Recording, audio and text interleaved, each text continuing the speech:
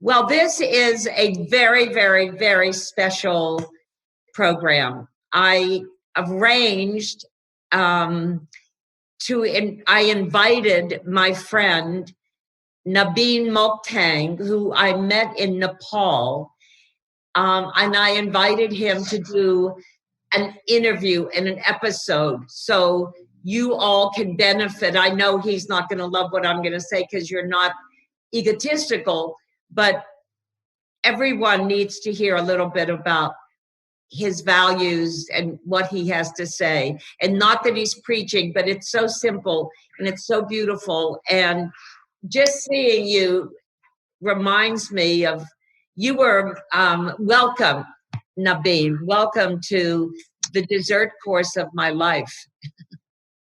Thank you very much. And I met you in Nepal, and I was there for a month, and you just lit up. I don't know if I'm going to say the right words, but you changed the whole scope of my trip there and what I was planning to do. And there was a sense of spirituality and elegance and refinement and without a lot of BS. And he introduced me to his guru. And I saw the real side of Nepal by being with you and meeting the guru. And I meant to tell you, I have all the things that I bought there in my new house, all in one room. It's a tiny little room. It's like a meditation room. But so welcome to the dessert course of my life. And I don't think that I'm going to talk that much. I'm very, very happy to see you. Your family is wonderful. And wow, we really had some amazing times. You just never cease to have the right thing to say. And I don't know that I'm able to put it all into action, but it's really important to know. So you were telling me something a little earlier about people being happy. Yeah. Do you mind kind of going back over that a little bit? Fine, no problem. Okay. Good. Thank you very much once again. Yeah. So I was talking that in the world, what everyone want is the happiness, not only the human beings, even the little insect wants the happiness. And right. So what they all want, what they all don't want is the suffering. Okay, so this is the the simple fact. So whatever we do in our daily life, we do in order to be happy. Go out for events, and we are thinking to be good and to be happy and spend wonderful moments with our friends or families. So literally that all wants whatever we do in order to be happy. And today, the world we live is driven by a material value and material things. Material things. Yes, for material things, because for last 500 years, all the the modern education system, everything is based on material value, and which is not bad. For last 500 years, the scientists have discovered a lot of great things about the matters, and about the objects, and they also knew the mechanisms of how all those matters and objects interact and react, and how they function. And because of that knowledge, the scientists has made a lot of great things that become a great material support for us to live in a comfortable way. Yes. And I was telling that the three great things about the modern education system of scientific discovery is the transportation, the communication, and the health system. So because of the scientific, I think revolution in transportation, now we can reach within 24 hours from one corner of the earth to the another corner of the earth. That's and also, right. the communication, you see, within a second we can link each other and we can talk and say, this is a great thing about the modern scientific discoveries. And another thing I was talking about is the health. That today even you can transplant the organs. Although we have a lot of great diseases like the virus we are going with, also maybe uh, still they are searching for, because I think at some point they will also find out, how we can get rid of these things. Okay, these are the great discoveries of modern day science and technologies, or modern material education. So the another side of this is that we have completely forgotten our emotional value and our spiritual value of human beings. So this is the great, the dark side of the modern education systems. And this is one of the reasons why, despite having a lot of material gain and material knowledge and material comforts, people are not really happy. No. I think this is the real thing. I think this became a real problem, and I think today we have to be very sincere and very serious, and we have to try to figure out why we are not really happy, despite having a lot of material discoveries, material development, a lot of facilities. Like Yes. you have told earlier, New York is a great city, but you told me that you are not happy, and now right now you are living in a country, in a very simple place, Yeah. but you are very happy.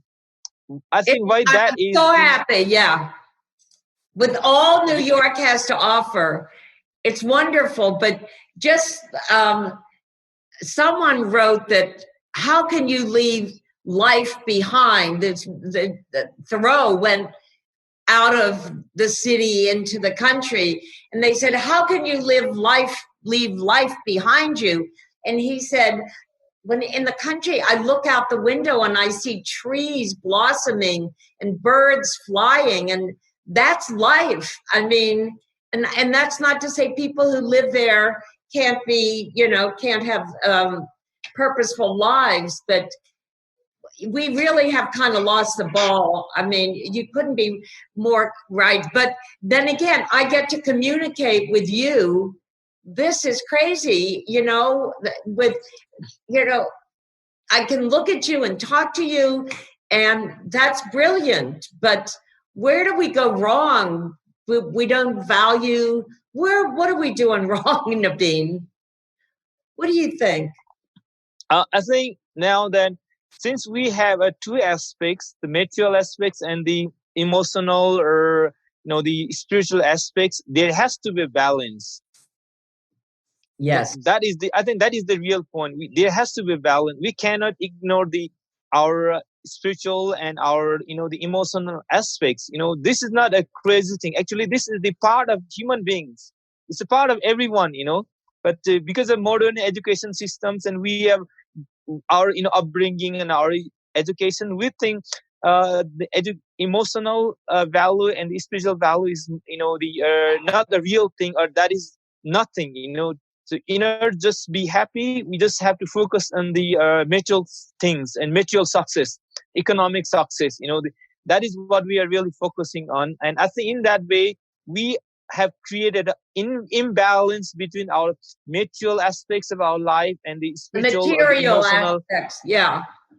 and the spiritual and the emotional, social aspects of our human beings. We are not only a material being, we have also social being. We have emotions, we have spiritual beings. I think especially in the modern days, we are become more individualistic and more selfish. Then when you become more selfish, more individualistic, actually we think we will be very happy, because we are cut off from all the people and everything, and we think they are the people that create a problem in our life. That's why we want to be isolated from everyone else. But that is not the case. Actually, when you become self-centric, actually you are become very narrow. Right. You're not opening your heart. But in fact, it is only when you start caring for your families, friends, and neighbors. That means, in fact, you are extending your mind, you're extending your heart. In fact, your heart and your mind is so great. We don't realize that is the problem. And otherwise, when you open yourself, you have a big space in your heart. And when you start caring others, then in fact, if you are able to care yourself, others, if you can make other happy, then there's no doubt that you cannot make yourself happy. But when you only care for yourself, and other people does the same thing, that means others also ignoring you, you are also ignoring others, that in that way we all will become aliens, so that is the real problem, I think. That's so true. We do become like aliens. Yeah. That is so true. I know for myself that when I used to live in Nashville, Tennessee, and I worked at a woman's prison as a volunteer, and I used to teach meditation and just all kind Reiki, and I would teach those things, and the women responded, and it was amazing. And those women, I was friendly with those women for a long time. I still hear from some of them. That was a very happy time when I could work with other people. When we shut ourselves off, I could not agree with you more. When I was in New York City, I used to carry around protein bars and these silver kind of blankets, and hats, socks, and gloves. And I would give them out to people. And, but that wasn't enough. It was the interaction with people, the kindness and the, helping someone just relax. Those things mattered so much. Those things really, it's a legacy and it'll go on forever. And if you're good with someone, and then someone will be good with the next person. So I agree with you. Why do you think we don't give enough?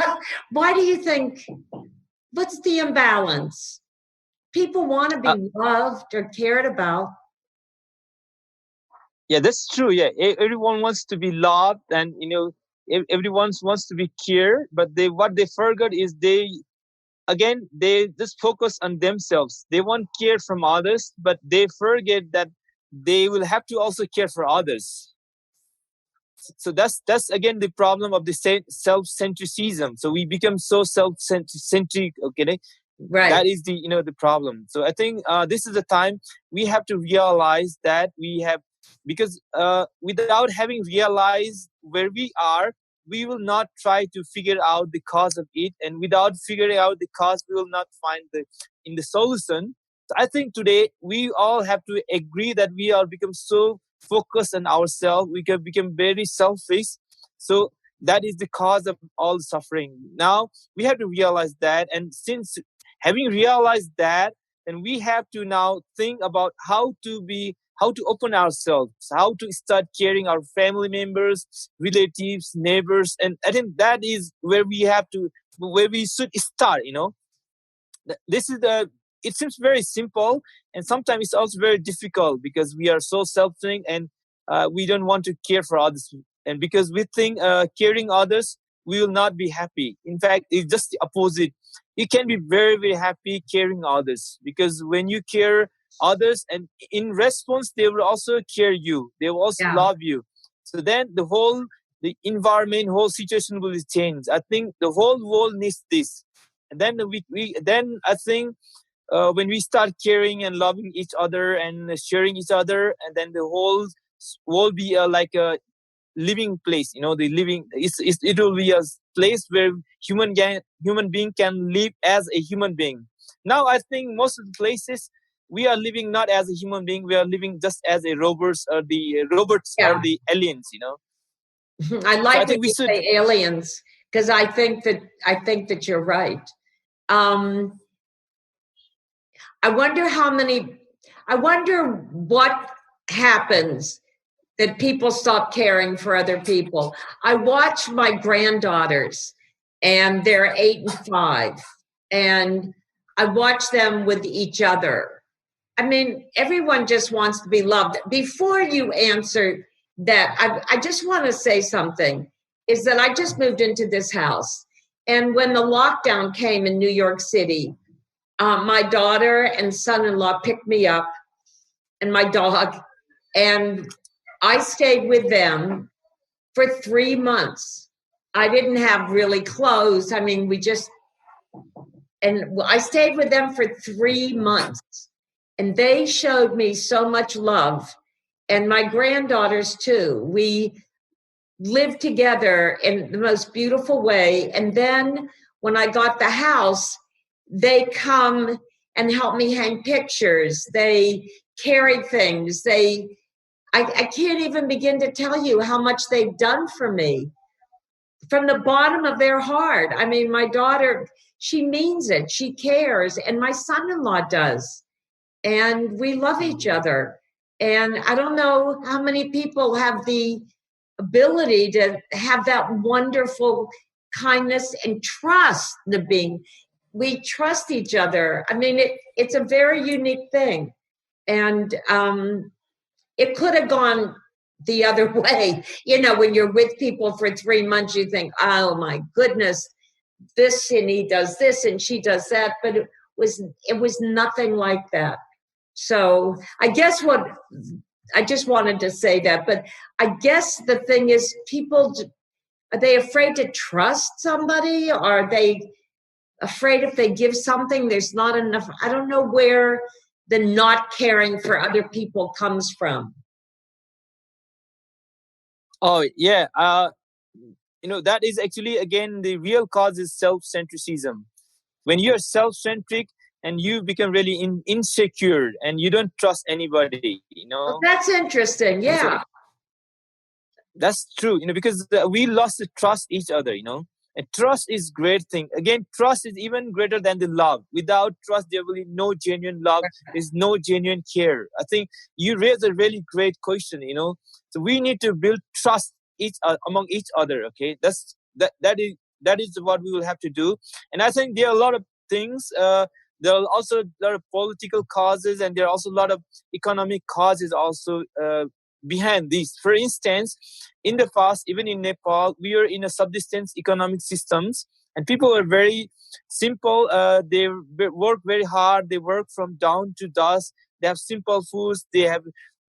Not they don't wear a great clothes, but at the same time, they were in a family. They were in the community. Wherever they go, when they go to the jungle, the whole people from the neighborhood, they go together. When they go to they have a no water system at home. They will have a common, the spring or common well. They go to Wow. there every morning, and every morning they meet and they chat, and they knew each other very well. They're really creating. But now, because of the globalization, there's great change even in the country like Nepal. So we became more focused on the caste culture and beautiful life and city lives. And because of that, what happens is many of the family members in Nepal, they have to go abroad for working. Now family has broken now, even in Nepal. There are Oh, scatters. Like the grandma, grandpas, they are in the country, and their grandsons and their daughter-in-laws in the town, and their sons or some daughters, they are abroad. So everything is thrown down. I think this is the also because of modern culture and modern economic system. So I think so we have to take a lot of things. I think in order to again solve this problem, we have to, like, we are talking about a communitarian economy. We share like the all the resources in a community, collectively, or the in a group. That in that way we can again create a community and society where we can build trust each other. Because in Buddhism we say everything is interdependent, nothing is independent, and nothing is permanent. Okay, this is where we the this is what we forget actually. Even in order to live us, we have to depend on so many factors, but we forget that, and we want to be really independent. We want to really be free. To be free is not bad, but we have to understand what is the freedom. So yeah. actually, so we think Freedom freedom means from that we what? don't Freedom from what? We want to be okay. free of other people, of what do you No, think? actually, I mean, I'm talking about the freedom from suffering. Oh, from suffering. Yes, Yeah. that is what everyone wants. In order to be free from suffering, we have to understand how things in the world works. In fact, everything is interdependent.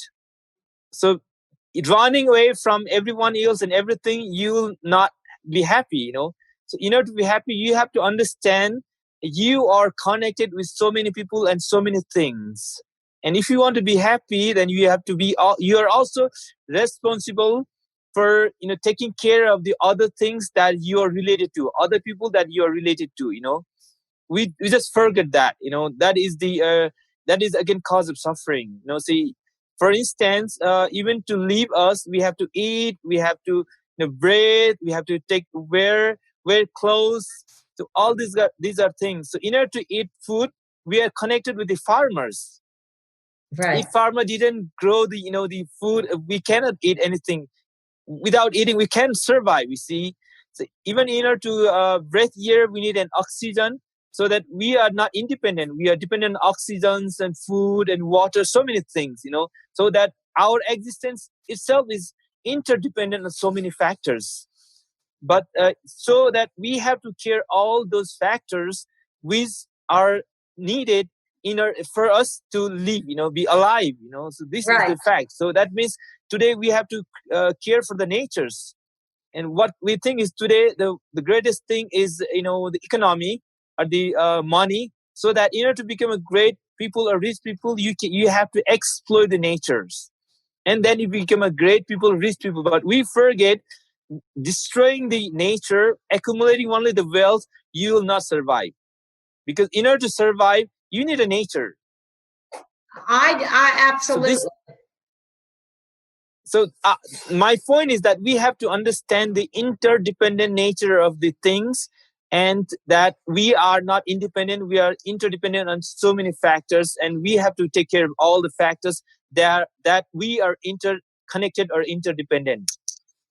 So interesting, because like in New York City or in a lot of places, they live in a very unnatural, I mean, there's not a lot of trees, there's not a lot of nature, I mean, if you want to say it that way. And it's almost like things are perfect. They're not humans, they're not old. I mean, the goal is for everything to kind of be modern and the newest this and the newest that. um, and I think that robs your soul. I mean, I think it was really hard for me to live in that environment for a long time. I mean, it really, really, it was like I was hermetically sealed, and you look outside and you see buildings. But when you're here and you see the plants and you see people walking or the sun shining, it means so much. But the big thing is that we're robbing ourselves of relationships with people. I mean, we are. Yeah, you're right. You're right. I feel the same. Now I live in the Kathmandu Valley, and I found we are in a depression actually, and we don't realize you are in a depression as long as you are in the town. And I feel when I go out of the town in the nature, then I feel my body responds in a different way. It starts opening up, the clear. And then I realized that, oh, in the town, in fact, I don't knew, but I didn't knew, but actually I was in a depression in the town. This town is a kind of depression, but we don't realize that. So I think in order to create a balance, that now we have to start to take care of the natures, and also for some time we have to try to be in the nature and welcome the nature, appreciate the nature. I think that is also great things. Other great thing is that we have to start discovering or realizing or starting to realize or know or learn about our spiritual aspects or the inner self of our own human being, our own existence. In fact, internally we are so peaceful, we are so great, we are so open. We just simply forget that.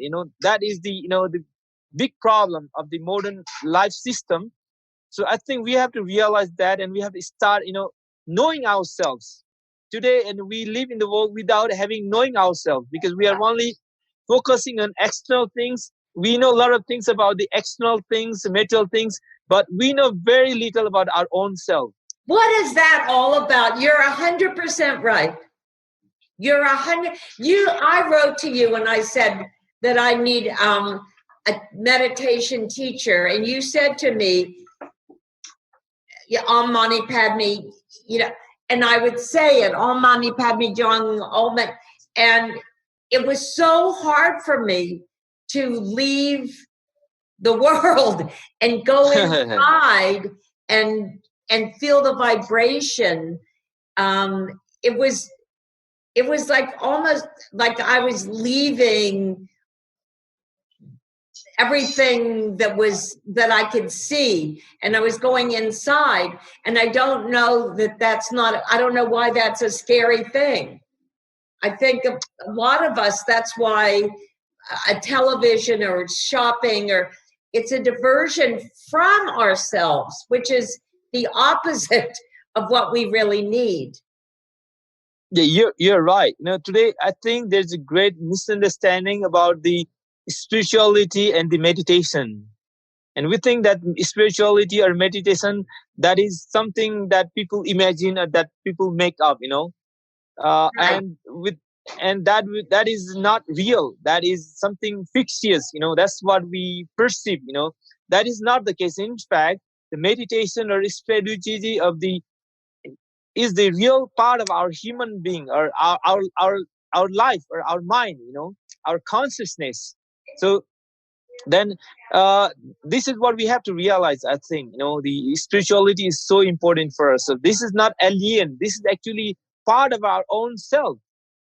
We just ignore it. We just suppress it. Having suppressed, it won't go it anywhere. It actually within ourselves, but it hasn't. We didn't give a space to it. We haven't tried to look No. at it. We haven't tried to discover at it. Only that is the reason. Otherwise, this is within ourselves from the time immemorial. Spirituality and meditation is part of our human life. The part of it. I think without it we cannot breathe. Why we live is because of the spirituality, because of humanity within ourselves. Otherwise, we have been become a like dead material, or we have been become like animal. Why we are human being is that we have that spirituality we have. So people are really ignoring that, and they think this is not something true, because the again it's the problem with the modern education system. We see what is material is true, what is immaterial, that is not true. This is the thesis of the modern the scientific education systems. But in fact, that is not the real. There's also something within ourselves, within the in the world, which cannot be measured by the scientific discoveries or the material things. So the material aspects is only the half part of our reality. There are also something which is beyond our logic. The what the modern education system will say, what is logic, what is tangible, what is objective, that is true. What is not logical, what is not material, that is not true. This is the thesis of the modern education system or scientific system. But Right. this is not the case. There are also the aspects of reality which cannot be fall within the frame of material scientific the research or the study or methodology. For instance, let's say about our consciousness or our mind. The mind cannot be measured, cannot be seen by any objective scientific instruments. In Really? that case, we in that case we should that our consciousness or our mind doesn't exist. That's what we should say. But this is not the case. We are consciousness. That's why I can talk to you. I can respond to you. Without having consciousness, we'd be like a dead material. Right. So then, so that is, we have to also understand the limitation of science, or the limitation of the material value. Oh. So this is what we've lost our point. So then there's the great aspects of our spirituality which cannot be measured up by logic or objective instruments. So but this is there within ourselves. We have to realize that. I think there are some great scholars from the West who has a great material, the modern education, and who came in the East, stayed in the monasteries for many years, studied Hinduism and Buddhism, and they have realized that there are also the aspects of human beings which are beyond logic, beyond materialism. Okay, so when we realize that, and only then we can create a balance between the material aspects of our human being and the spiritual or the emotional aspects of our life. Okay, So then No. then great yogis in the past in Asia discover your mind or your consciousness can only be seen by your own mind or your own consciousness. It cannot be even seen by someone else's mind or the material instruments. So this is what we have to realize. And within ourselves, our consciousness or our spirituality, there's a great space for everyone. So our real spiritual aspects is not really greedy as we are. So that's what we have to go. But where does, okay, I would say 1,000%. I would agree with you. I was talking to my daughter and we were talking about meditation. And during this lockdown, meditation was really important. And a lot of people were communicating like online, on YouTube. There were daily meditation groups. You didn't really see them, but everybody, 1,000 people with the John Kabat-Zinn, 1,000 people every day for 3 months. Except the weekends, and he would just be, and everyone wanted to be together. And I guess it's so important to hear what you have to say, because we don't know where to begin, Nabin. We don't know where to begin. I think first we have to change our perceptions. Your perception, yeah. We have to change our perceptions, and we have to also try to be genuine and genuinely to see the reality, in a complete form. I already told you many times that the material aspects is only the half part of our reality. So we are only focusing on the half part of reality. The half part we completely ignore. That means we are not living a whole life. We are just living like 50% of the reality. So again, what the neuroscientists tell is there are billions of neurons in our brain. When we are very calm and cool, there's a natural connection among the neurons in our mind or in our brain. And when the neurons have a natural connections, then we can think and we can see everything very clearly. It's same thing with our mind or the consciousness. This is what the meditation is about. When you meditate, in the beginning you focus on one thing and you don't let your mind scatter on many things and many objects. So when you focus on one thing, what happened is your mind became very calm, very settled.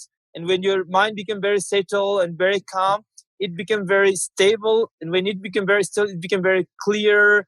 When it became very clear, it became very sharp. And then it became very, very powerful, and it became very, very sensitive. That you can feel yourself and you can know like that. Then slowly you'll be, it will be like the pool without wind or without disturbing.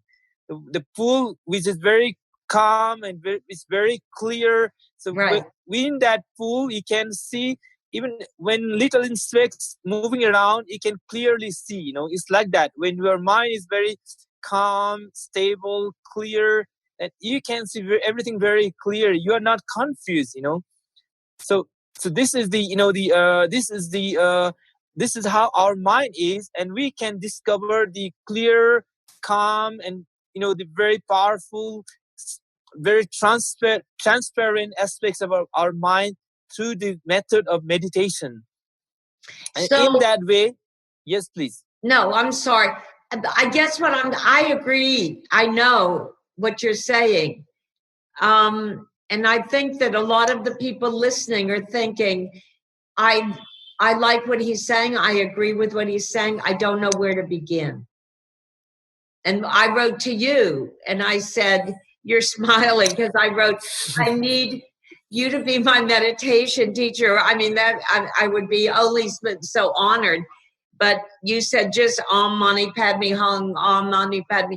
And I did that. And like I said, I was afraid to let go of I don't know what. And I did it and I did it. And I certainly didn't try enough, but I just want everyone listening to know that he's right. Nabin, you're right in what you're saying to everybody. You are.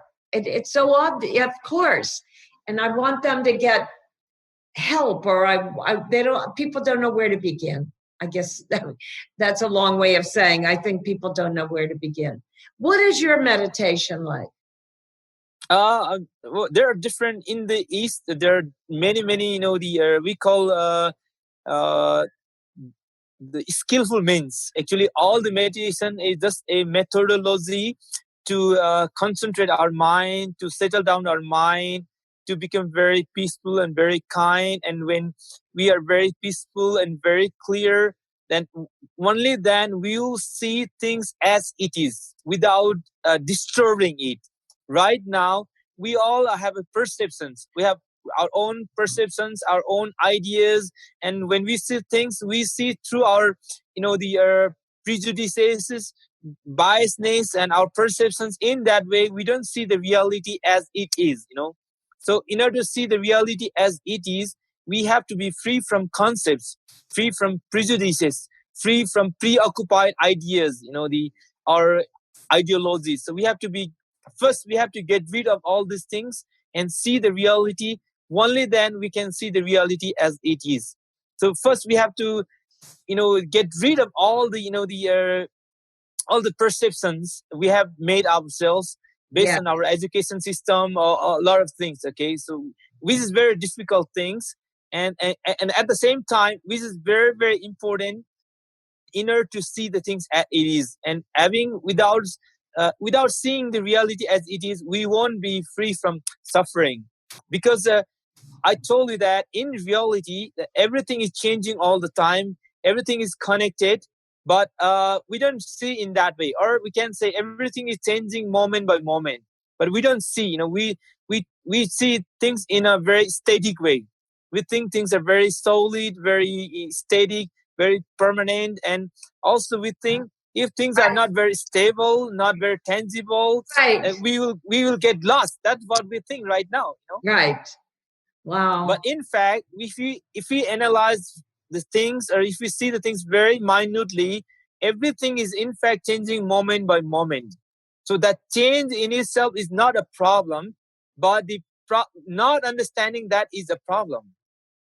Yes, I think that is. I read somewhere that people who are afraid to die um, don't, in other words, people who are accept the fact that they're going to die, they accept the fact also that as they age, they can't do as many things as they used to do. They can't do this or they can't do that. And like their lives have changed. They accept the inevitability and the impermanence of life. And I guess some of us are fighting to believe that it's never going to happen, or whatever, but accepting this impermanence. I mean, as I get older, I'm aware of people I know who have died. I am aware of my own change as a result of aging, and um, things are very impermanent. They are, and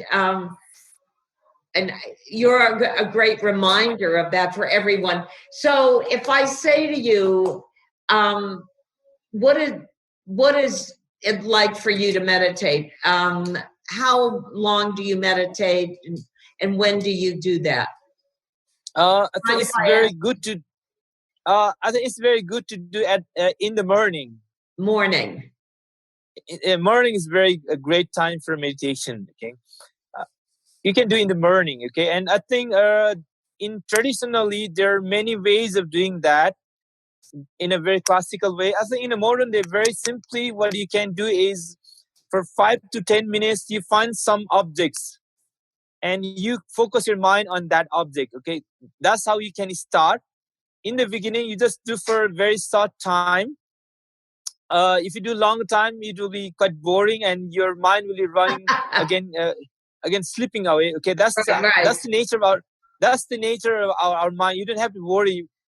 When you once you know that your mind is already ran away from the focal point, again you bring it and place on the that focal point, or the object that you're focusing on. Right. So in the beginning, it will be a tiring process in the beginning. That's why you just do for a short time in the beginning. But but slowly once you get used to that, and you'll be more focused and more stable. So in the beginning, you'll have to struggle a bit.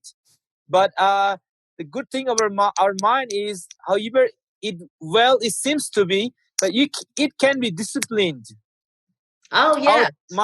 Our mind can be disciplined, and when it's just like a wild horse, the wild horse can be disciplined and make work for us. It's same thing. Our mind, when you train your mind, you can make work for you. Yeah, that's very interesting. A lot of us think we're controlling it, but we're letting it control us, and I don't know what that means, but I do know that I've known about meditation for a long time, and the benefits, and I've never taken advantage of that for myself. It's kind of like I'm stopping the race. I'm stopping what about this, and what about this, and what about this? And it's just okay to be at peace and not running and having to achieve something or buy something or be distracted. Yeah, that's true. And that's the point, is how not to be distracted. Again, that is many. I told you that everything is changing, and change is not a problem. Even in our mind, it seems very restless. It runs here and there, a lot of thoughts, and everything is coming up in our mind. So that is not even the problem. So another thing that we can meditate upon is that you just look at your mind. Whatever thoughts come in, then don't hold onto it, don't run after it. That is don't grasp onto the concepts that come in your mind. This is very simple, but at the same time, it is very, very difficult to stay without running out of the thoughts, without grasping the thoughts that pop up in our mind. So the things and ideas and concepts that coming up in our mind is not problem, because that's how the mind is. But the problem is we grasp onto mind and we run after that concepts, and that is the problem.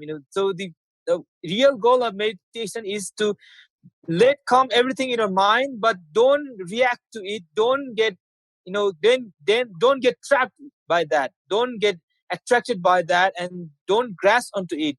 Just observe when things come up and goes. It doesn't stay there. It comes and goes. That's how things are. But the point is, again, when something comes up in our mind, then we make a judgment. Some idea seems really brilliant, some very wonderful, and we grasp onto that, and we don't want to lose that object, that thought, that concept. We're holding onto the concepts, and when some thoughts arise in the mind, sometimes we judge as very ugly or disgusting, and we try to avoid that, try to ignore that. So in fact, you don't have to do that. You don't have to grasp to hold it, or we don't have to grasp to reject it. It comes and goes. If you don't really hold onto those things, if you really don't make judgment, if you don't make grasp, or if you don't run after that, there will no problem. That will not disturb you. Like, for instance, there are a lot of people around you. They're talking a lot of nonsense things about you. If you just listen, if you don't judge them, if you don't react, you won't be moved by all those people and those things said by those people. The only problem is that you cannot listen bad things they are talking about you. You immediately react that. Yes. And then you fall into problem.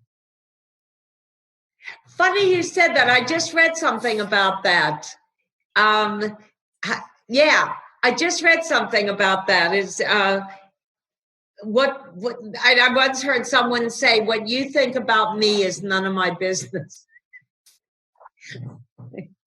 So are you going to go on your retreat? Go ahead. You were going to say something. Again, thing is, unless you let someone hurt you, no one can actually hurt you. Yes. So, we are inviting someone to, or we are letting someone to hurt us. If you don't let others hurt you, and whatever, the method they try, they won't hurt you, you know. And that is that what I mean is, unless you respond to react to someone else, you will not be hurt, you know. If you Yeah. just like for instance, if someone is someone who doesn't speak English, and you some okay, let's say if there's someone who talk about bad about you, but you don't understand his or her language, then you will not think that someone is talking bad to you. Then that will not make any difference to you. You know, it's like that. You know, so when you react that someone is bad to us, and when you realize that, and when we start reacting back, then we have impact of those things in our inner being, okay, in ourselves. Yes. Otherwise, you know, no one can help us. Yeah. No one can hurt us, I mean. Yeah. No, I know what you mean. So are you going to go on a retreat coming up Yeah, soon? Tell me I'm thinking how about long and where do you go? And now this is not the new normal situation. We are still in a lockdown, and there are a lot of yeah. things that we have to think about. That we are trying hard to go. I think that will be about like 1 or 1.5 months. And the place we go last year was like 80 kilometers away from Kathmandu Valley, and that is almost like 2,200 meter high in the mountain. Wow. There's a little, you know, meditation hut, and there will be three people, and we will be staying there for about 1.5 months. Oh. And then we have a 4 sessions of a day. You have to get up like 3 o'clock in the morning, and you have to start your meditation until 6 o'clock. And 6 o'clock you have a breakfast, and then again from 7 to 11 you start doing your practice.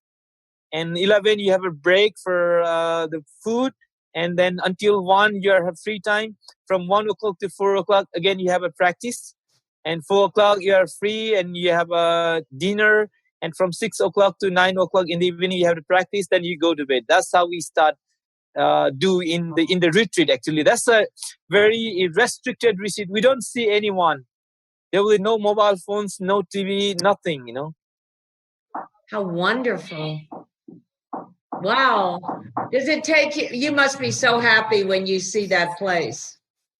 Oh yeah, you're right. Yeah, that's Can true. you stay living like that? Not like maybe that, but getting out of the Kathmandu Valley and going up to a place and living so simply. It sounds like an ideal way to live. Yeah, that's in fact that is a conducive environment where can you train your mind. And And when it, your mind is disciplined, your mind is trained, and when your mind realize the how to be happy and how to avoid the suffering, then you can live anywhere. So being in a retreat in a solitary place is like learning driving. So when you learn driving, you don't drive in the street. You need a open place which is free from other cars and other right, human beings. right. So why we go to the mountain jungle is to again, it's like a learning driving. We have to learn how our mind works. When you know how your mind works, then you can live in the street without any problem. Like a You skillful know that, driver. and you're learning that. Yeah, I'm trying to learn that. You Trying to learn. Wow, it sounds amazing. And you go with the guru. Yes, you will be with me. Well, I met him, and you both on my Tonka painting. Oh, I want to show it to you. You wrote some beautiful things for me. It was just the most wonderful trip, and I just wanted to show you. I took a picture. This little meditation room. Remember when we bought this? Oh yeah. Can you see Yes. it? It Yeah, looks I like can. this there. Yes. Yeah. And then on the floor is the rug that we bought from that woman. Those women. I don't know if you were there that day, but there were women, and they were making rugs, and I went and bought it. But that painting is really so beautiful. Oh yeah, that is the painting of the Chandrasik. That's the Bodhisattva of compassion. That's what we Om Mani Padme is about him. Oh, really? Yeah, he is the So embodiment of compassion. that's a good thing for me. I'm compassionate. Yeah, yeah, you That's are. Yeah. I am. That's a beautiful thing. You know, there's something. I don't want to keep you forever. I know you have a day ahead of you, but um, people have to work. People have to go out and support kids and whatever they have to do. And it's such a hard balance. Like that meditation retreat sounds just so unbelievable. But um, I wish that more people could understand that how important that is for their lives. I mean, they can still work, but it's a hard balance, don't you think? Yeah, yeah, you're right. This is very hard. Even for me, it's very difficult to manage. And I have a kids and families. It's Yeah. very difficult time. At the same time, the if I go to the mountain, if I change myself, and that will also be a great, the benefit for my kids and for my family. Because if I become a good man, then I'll be a good neighbors, good Yes. father, good husband. Yeah. In that way, in that way, in the last, it is difficult. It's hard work to go in the mountain. Go away from far away from families and friends. But at the same time, if I really change, then I will be a good husband and good neighbors. In that way, it will benefit it for Yeah. others in the last. It'll benefit everybody. Well, I know that my being in Nepal was just so wonderful. And I had planned to come back and then I couldn't. Some things happened and I couldn't. And now I think it'll be a little bit of time before I can make that long trip, but I would love to come back. Yeah, I wish we could make a great trip, long trip here, and we can be here and we can learn and we can say a lot of things. I would love I'm that. very eager to see you soon in Nepal. Oh, thank you. I feel the same way. I'm so happy to see you now. But whenever it allows, that's where I want to be. I really loved it there so much. You're most welcome. You're welcome all the time. Yeah. And Hans, we had so many nice people around us, Tashi, and it was just, it was, it was crazy, wonderful. And I step away and I think I knew a lot of people, like I felt at home there. That was the thing, Nabin. I thought, is this me? Because I was living a completely different life and I felt totally at home. Yeah, yeah, right, right. Because when you really discover yourself, then you feel you're at home. Yeah. This is what we have to realize this day. Because I told you that we are actually trekking ourselves away from ourselves. This is what the modern life is doing. It really, really is. And just this lockdown with me and my family, we spent time together and we loved each other. And when I moved into this house, they were my kids, my daughter and her husband were so wonderful. And my granddaughters were standing on the street holding up rainbows. They're 5 and 8 and they rainbows and they were holding them up, and when people jogged by they would hand them a picture of a rainbow. Wow, great. Like life can be like that too. I really hate to say goodbye to you. I always do. I'm just so happy that I saw you, but I think what's so important is your message, and I want people to hear it. And he lives this way and he's happy, and I don't know the word happy, but he's content. He has you have your mind, you're in charge of your mind. You're not just pushed to, what is it, if you don't stand for something you'll fall for anything. You're the mountain. Oh, thank you very much. Again, thank you very much for inviting me for the talk, and you let me share my ideas and my experiences with your audience. Thank you very much, and I think see you soon. I am going to see you soon. I'm so happy we did this. Say hello to your family for me. Okay, they're here. Do you want to see him? Yeah. We're hi. Mwah. Hi. Oh, you're beautiful. I'm so happy to see you. I'll show you the guru. Okay, he's living with us right now here. Let me see. Okay. Okay. Oh, I love that color pink. The guru. Oh, my. Oh, I'm so happy to see you.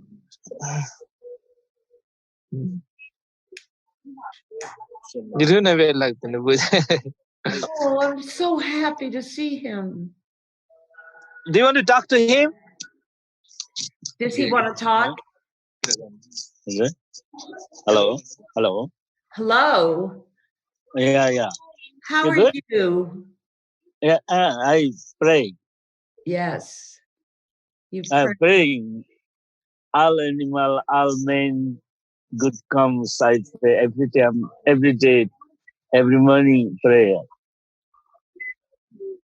You pray Okay, you now? good? Yes, I'm All good. right. Yeah, good. You good? Yes, I'm good. You know, you did, let me show you. You did this. Do you remember? Yeah. You wrote all Yeah. those Okay. beautiful things. So I have that. It's very special to me. You are special. I'm happy to see you. I'm very happy to see you. Yeah. Okay. Happy comes. I happy. Good. Yeah. All men suffering. All men suffering. I suffering. No difficulty. Okay. Yeah. Good prayer. Yeah. Good Good. prayers. Yeah. Okay. Yeah. Nice to see Okay. you. Namaste. Yeah. Okay. See Namaste. you. Oh, Namaste. that was what a treat. Oh, thank you so much. Nabin. Yes, please. Well, it's Yes. beautiful. What a beautiful time. Thank you so much. You're welcome, please. You're very welcome. I'll see you soon. See you soon. Bye. Mwah. Mwah. You're beautiful. Bye. Oh, I hate to say goodbye.